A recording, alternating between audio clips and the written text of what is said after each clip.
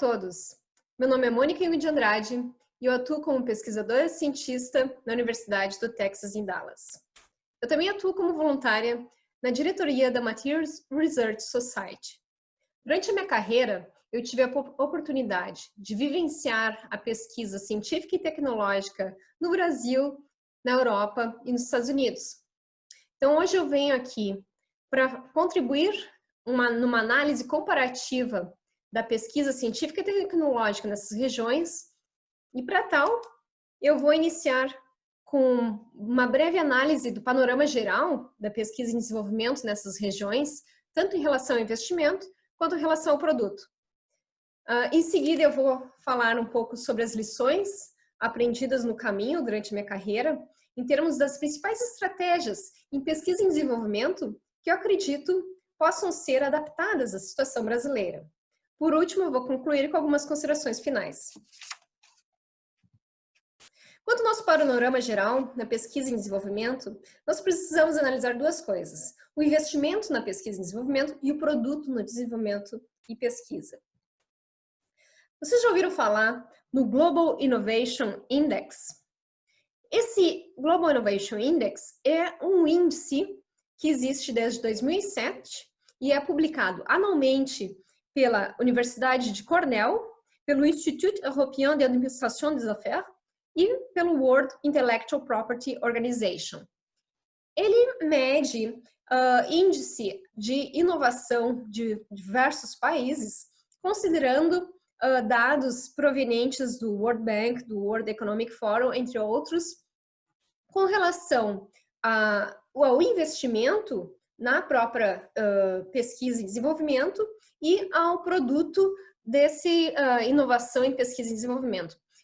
Com relação ao investimento, com relação ao input, em termos de inovação, é considerado questões relacionadas à instituição, à parte de recursos humanos, a própria infraestrutura e o mercado, como ele funciona em cada esses países analisados.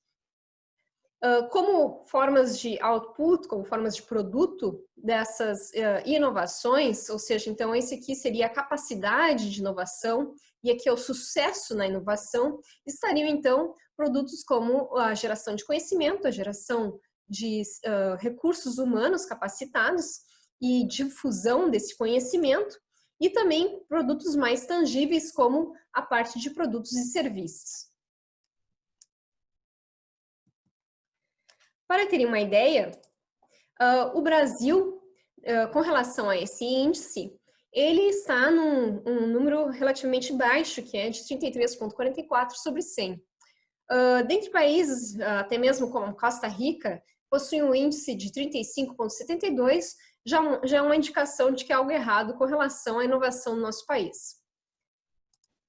Nesse gráfico, eu busquei análise através dos dados do World Bank dos últimos 20 anos do Brasil com relação à União Europeia e Estados Unidos, e adicionei aqui também outros países de interesse como a China e a Rússia para fins de comparação. Como vocês veem, o Brasil, mesmo nos últimos 20 anos, o investimento de P&D com relação ao Produto Interno Bruto não ultrapassou 1,5%. Aliás, hoje em dia deve estar em torno de 1,26%, mais ou menos. Já a União Europeia, Estados Unidos, até mesmo a China, que são regiões do mundo onde é conhecidamente mais inovadora, já vê-se que o investimento do Produto Interno Bruto costuma ser acima de 2%. Com relação ao investimento em pesquisa e desenvolvimento, aqui nesses gráficos é o investimento em geral, não apenas nas instituições de ensino superior, mas investimento em geral. Por exemplo, o próprio investimento da empresa em sua pesquisa nos produtos que está gerando. Como vocês veem, mesmo no Brasil, em termos de investimento geral em pesquisa e desenvolvimento, nós vemos que a maioria do investimento ainda é proveniente do governo.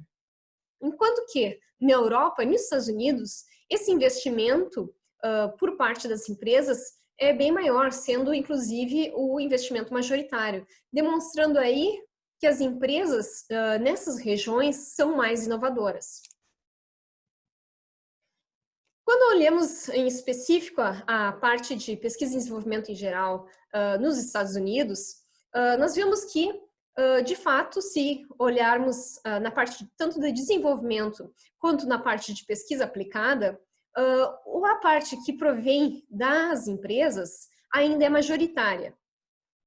Ainda é significativa, cerca de 30%, quando é feita essa pesquisa em termos mais básicos, que é áreas de maior risco, inclusive.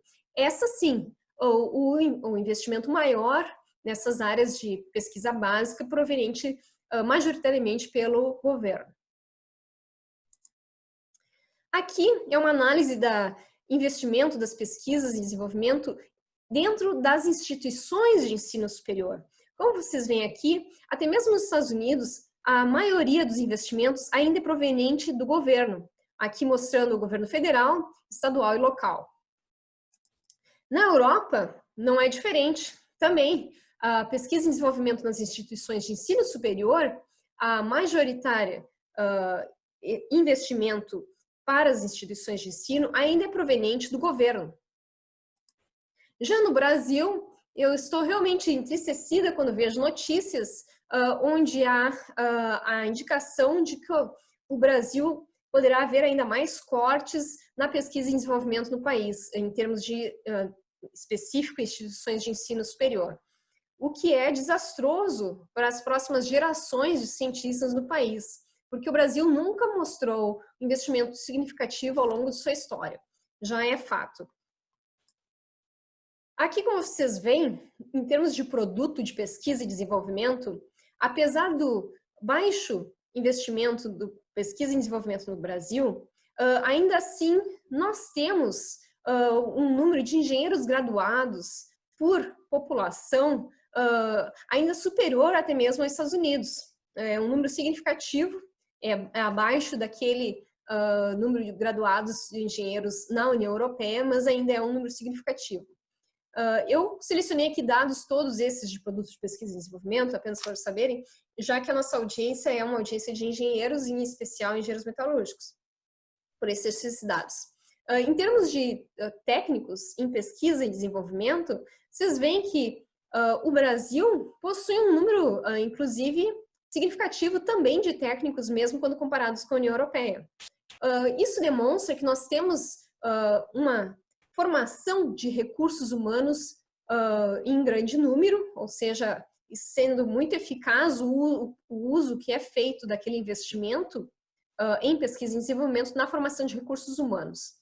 Já quando nós olhamos o número total de pesquisadores em P&D por número de habitantes, nós vemos que o Brasil está muito aquém, o quadro se inverte. E, aliás, os Estados Unidos, país este que gradua menor número de engenheiros por ano, ainda assim contém um maior número de pesquisadores em P&D atuando naquele país com relação ao número de habitantes naquele país. O que indica que é um maior investimento em pesquisa e desenvolvimento em geral, porque ele atrai esses recursos humanos qualificados. Um número significativo também é observado na Europa, visto que também atrai esses recursos humanos qualificados. Mesmo assim, aqueles que se mantêm no país, vocês veem que ainda assim geramos um número de patentes, especificamente aqui na área de foi excluídos ou originários de outro país, um número de patentes significativo, que é maior do que aquele observado na União Europeia, esse para o ano de 2014. Em termos de citações por artigo, é interessante observar que isso aqui é citações por artigo na área de metalurgia. Também foi excluído autocitações e, mesmo assim, nós temos um valor significativo quando comparamos com os Estados Unidos.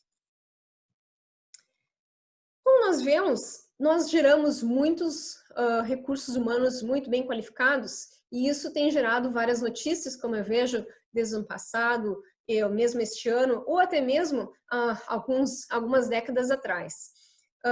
Não é novidade, então, a evasão de cérebros do Brasil para regiões com maior investimento de pesquisa e desenvolvimento.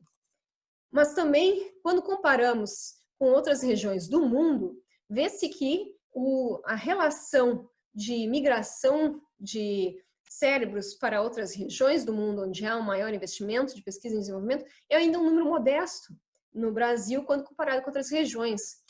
Principalmente quando comparamos, por exemplo, aqui com o Canadá, nós temos uma fuga de pesquisadores muito maior do que uma fuga do Brasil para outras regiões. Isso, claro, também não é uma questão apenas de investimento em pesquisa e desenvolvimento, mas também uma questão de logística geográfica, né? Aí, dado a facilidade da migração do Canadá para os Estados Unidos, claro. Em termos de produto de pesquisa e desenvolvimento, é também interessante quando nós analisamos os principais produtos de exportação e de importação no Brasil e nessas regiões da União Europeia e Estados Unidos. Como vocês veem, nós sabemos que o Brasil é um expoente na área de agricultura, no investimento, é um grande investimento de pesquisa e desenvolvimento na área de agricultura e pecuária, e isso, como reflexo disso, nós não apenas somos o maior exportador de soja no mundo, mas também, não sei se todos sabem, a soja do Brasil é a soja com maior teor de proteína, dado investimentos estes em pesquisa e desenvolvimento na área de agricultura. Interessante observar que, apesar de sermos um grande exportador de petróleo bruto, nós somos um grande importador de maquinários e equipamentos para a extração desse petróleo bruto. Já em contrapartida, na União Europeia e nos Estados Unidos, nós vemos que eles possuem produtos de exportação com maior valor agregado que depende de engenheiros. Então, aqui nós temos maquinários, equipamentos, veículos, aviões, helicópteros nos Estados Unidos. Então, são produtos de valor agregado maior e, portanto, isso pode vir a se refletir na balança comercial. Porém, nos Estados Unidos, esse reflexo se inverte e o fato disso é o custo. Aí, então, também a importância não apenas de gerar produtos de maior valor agregado para exportação, mas que sejam produtos competitivos em termos de preço. Portanto, é interessante nós olharmos com mais atenção como a União Europeia tem feito o seu investimento em P&D, pois este vai se refletir na balança comercial mais favorável na União Europeia do que com relação aos Estados Unidos. No caso da União Europeia, então, nós temos, de fato, uma exportação maior do que uma importação, dando, então, um balanço comercial favorável. Aqui estamos em bilhões de euros. E quando analisamos os 5 principais categorias de produtos exportados pela União Europeia, nós vemos que todos eles são produtos de alto valor agregado, de fato. Aqui, nesse gráfico, desde 2015 até o ano passado, o maior produto de exportação é de alto valor agregado e da área de engenharia, que são maquinários e equipamentos. Então, vamos observar então quais foram as lições que eu aprendi nessa caminhada, nessa jornada profissional, nessas diferentes regiões do mundo, que eu acredito poderiam ser adaptadas à realidade brasileira, para que pudéssemos ter, então, um P&D, uma pesquisa em desenvolvimento mais eficaz. Para tal, eu quero que vocês gravem 3 letrinhas. PAC. Propaganda, advocacia e colaborações. Propaganda. O que é propaganda? Bem, propaganda é a divulgação do seu produto, da sua pesquisa. Divulgação essa através da instituição, da comunidade, das associações profissionais e governo local e nacional. A propaganda, a divulgação, através de material de divulgação para networking nesses parceiros, é uma forma de valorização da sua pesquisa desenvolvida na sua instituição, é uma forma indireta de atração de verbas em pesquisa e desenvolvimento. E isso também gera essa propaganda, esse networking, em termos de divulgação do seu produto, ele vai gerar também maiores citações nos seus artigos, pode vir a gerar mais atração de recursos humanos na específica área que você estuda e atração de verbas, inclusive. Aqui eu estruturei para vocês como fazer a propaganda, ela sendo institucional, utilizar-se dos escritórios de marketing e comunicação da sua instituição. Na comunidade, utilizar-se dos jornais e rádios na sua região, para que a sua comunidade também esteja atenta ao que está ocorrendo na área de pesquisa e tecnologia. Utilizar-se da mídia social, LinkedIn, Facebook, utilizar-se para divulgação da pesquisa e desenvolvimento. Associações profissionais devem ser um parceiro nessa divulgação, repassar o material de divulgação para a parte de marketing da sua associação profissional, utilizar-se de palestras, das conferências organizadas pela sua instituição profissional, fazer um network. Em termos de governo local e nacional, propagar, divulgar o material de forma simples, que a comunidade e o governo compreenda o impacto da sua pesquisa na economia local e nacional. Aqui alguns exemplos de propaganda que nós fizemos das pesquisas que eu estive envolvida. Nós estivemos em contato, tanto eu quanto outros coautores, com jornalistas do mundo inteiro, inclusive do Brasil, sobre pesquisa que estava sendo realizada nos Estados Unidos. Foram pesquisas que foram divulgadas no Science Daily, no Globo News, inclusive na Veja. Aqui um exemplo nacional, agora com a questão da pandemia, como todos sabem, está ocorrendo um maior enfoque com relação à pesquisa e desenvolvimento da população. A população está mais interessada em saber o que está ocorrendo na pesquisa e desenvolvimento na área do Covid-19. A advocacia. A advocacia pode ser feita junto à comunidade, junto aos políticos. Junto à comunidade para a atração de jovens, recursos humanos, para a formação da opinião pública. Essa formação de opinião pública indiretamente vai atrair recursos. Junto aos políticos está também fazendo a formação da opinião pública e atraindo recursos para a área de pesquisa e desenvolvimento na sua específica área. Junto à comunidade, por exemplo, poderiam ser feitas atividades durante o dia de engenharia, atividades que podem ser feitas interinstitucionais ou interdepartamentais, por exemplo, o departamento de engenharia elétrica com o departamento de engenharia mecânica fazer atividades durante a semana de engenharia. Junto à comunidade, fazer parcerias com escolas, parceiros comerciais ou as empresas da área em que trabalhas, para que façam atividades conjuntas na área de engenharia. Fazerem workshops que seja aberto ao público.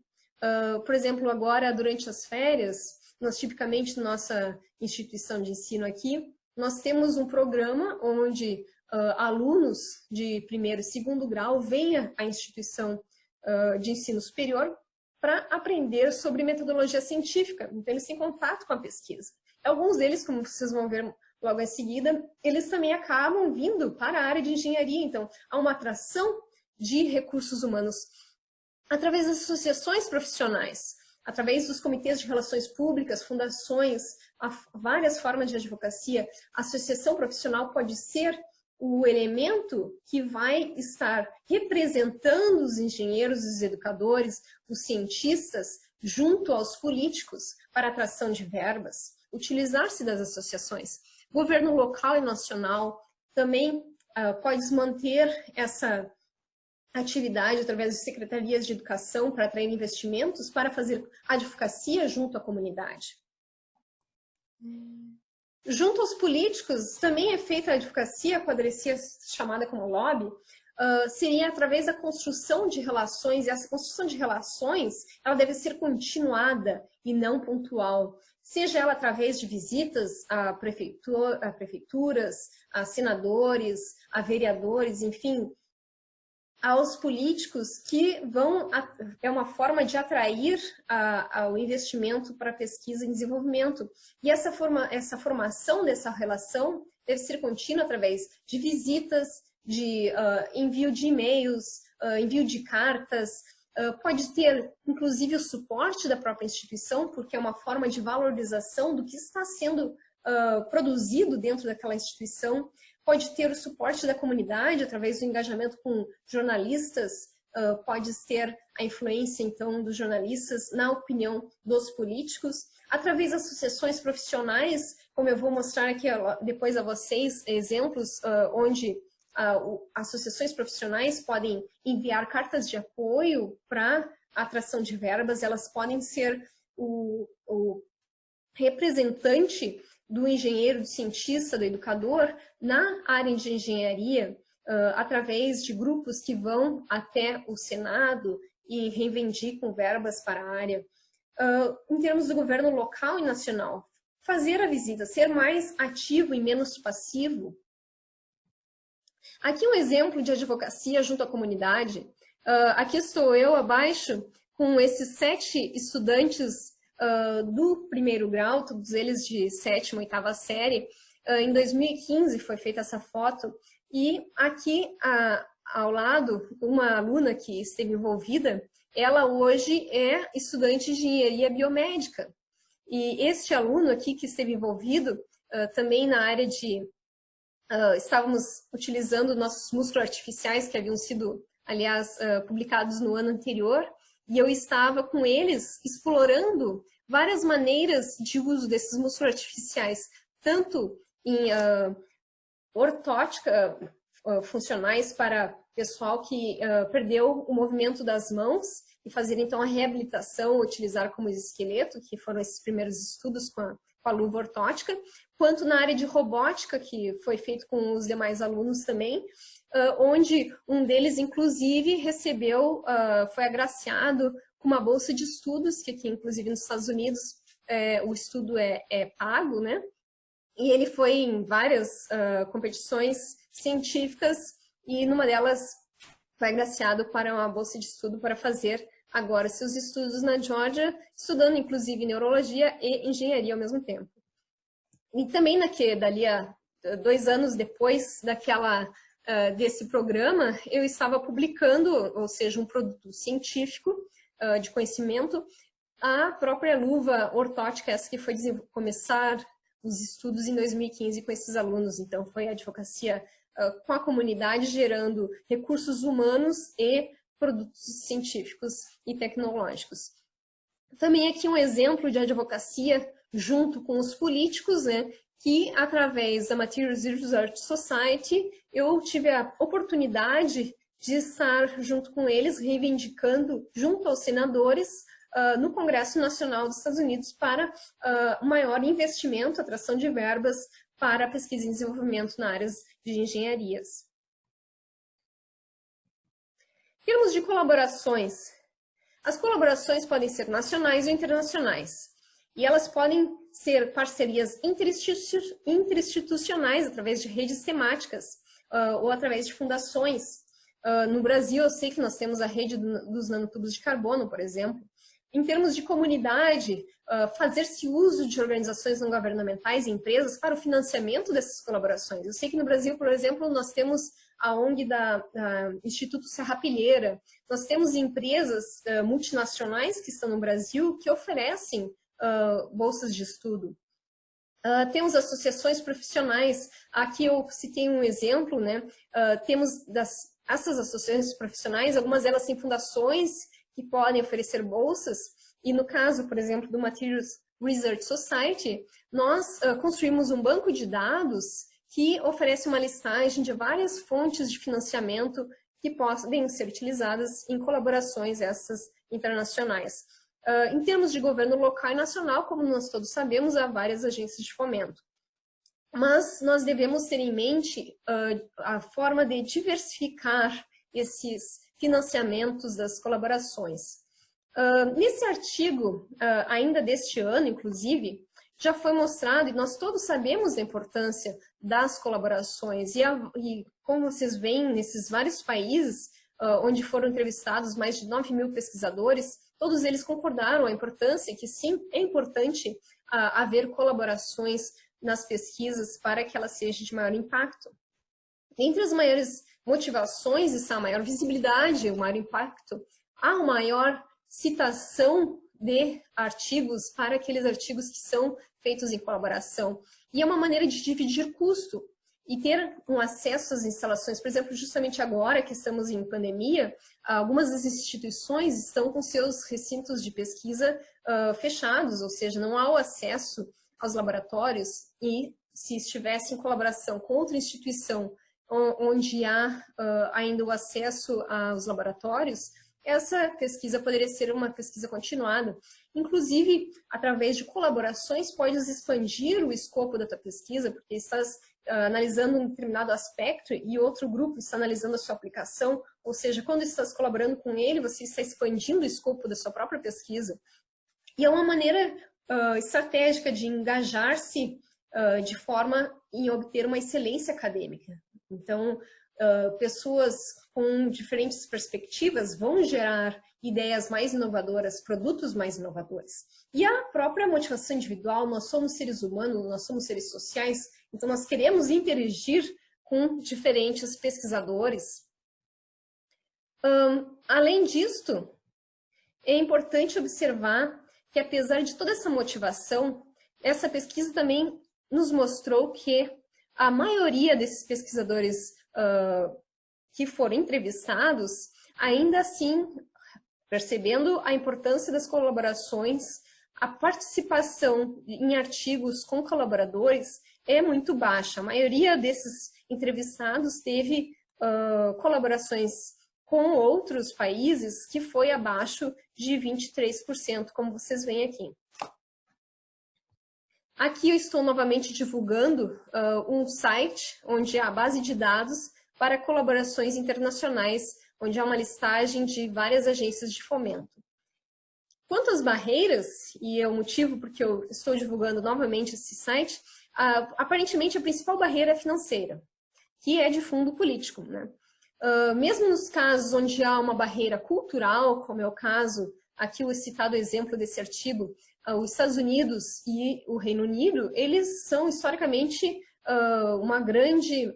houve sempre uma grande colaboração entre os dois países nas áreas científicas, dado a proximidade cultural, obviamente. Mas, desde 2018, os principais colaboradores dos Estados Unidos, apesar da diferença cultural, são os chineses. E a razão disso é a parte de custo financeira. Os chineses estão investindo mais em pesquisa e desenvolvimento e, portanto, há maior interesse em colaborar com aqueles países. Então, tornou-se agora o maior colaborador dos Estados Unidos. Porém, também em termos de, vamos dizer, político, né, nós temos agora algumas restrições que podem vir a prejudicar essas relações de colaborações, que é a parte de restrições de vistos. Concluindo, entre as considerações finais, principalmente na parte de análise comparativa do nosso investimento em produto, que principal fatos que a gente observa são as diferenças no investimento em termos de magnitude e de origem. Já na parte do produto, nós vemos que nós geramos recursos humanos altamente qualificados, nós geramos um grande número de patentes, nós temos técnicos em pesquisa e desenvolvimento, porém, não é refletido na nossa balança comercial através de produtos de alto valor agregado que seriam exportados, ou seja, o que também é um reflexo do pouco investimento das empresas em pesquisa e desenvolvimento.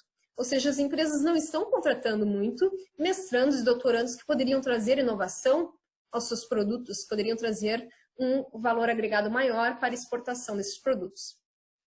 Durante a minha carreira profissional, eu selecionei esses 3 itens que eu acredito seriam facilmente adaptáveis à realidade brasileira, que seriam uma forma de utilização do P&D de forma mais eficaz, dado em vista o pouco investimento no país em P&D, que seria a propaganda, a advocacia e colaborações.